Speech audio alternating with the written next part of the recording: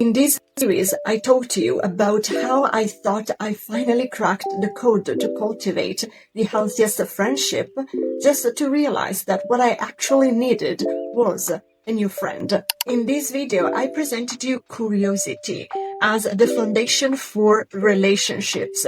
And I also talked about how awareness is not so useful if there is no will attached to it. This point leads me to the concepts of responsibility and accountability. The importance of both responsibility and accountability became clear to me with this friend, with the latest friendship I got to experience. My friend severely abuses cigarettes. Now, I say this as a preface because I think this links to the concepts of responsibility and accountability. Now, let me explain. As a teenager myself, I was always around people who smoked. I guess we were all troubled. We all had it hard enough. I guess for us, smoking was just another way to waste who we were. I guess as a teenager, you just play for yourself, therefore you have no responsibilities and there is no need to stay accountable for who you are. However, as an adult, I think smoking is just another choice. And as a choice, it reflects the values you stand by and also the values you pour into other areas of the life you live. For instance, relationships.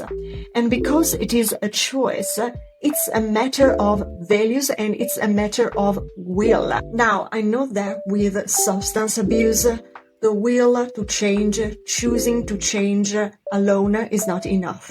You need help, you need support. However, I think that the will, choosing to change, is what ignites the process. When it comes to this friend, the fact that she abuses cigarettes, I think this addiction shows a lack of responsibility and accountability. Because by not acting in accordance to what she says, by not being responsible for the words she speaks and accountable for the actions she takes and she makes, she lacks credibility.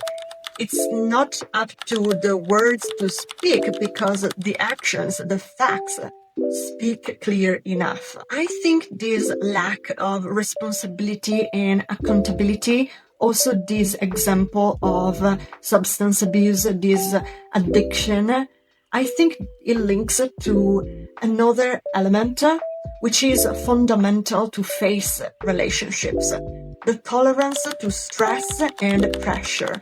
With stress and pressure, I just mean how you live life, what the existence throws at you. I think the lack of tolerance for stress, pressures, shows in the conversations I have with this friend. This friend projects the emotions she feels onto me because she's unable to tolerate the emotions. In conversations, she is like, I am nervous because of you, because of what you say.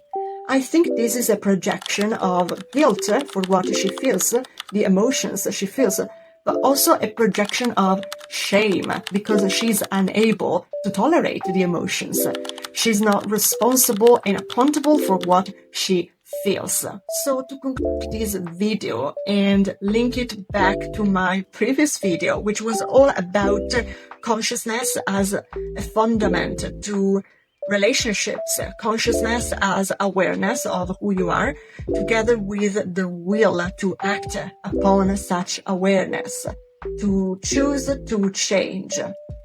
I think you can face the stress, the pressure a relationship causes through the consciousness of who you are. Because you know who you are, you can face all the unknowns a relationship comes with. Because you know who you are, you can face the stress, the pressure, which are about all circumstances and situations. Please subscribe to not miss my next video, which will tell you the story of how this friendship turned out for me, how it all ended. I will see you in the next video.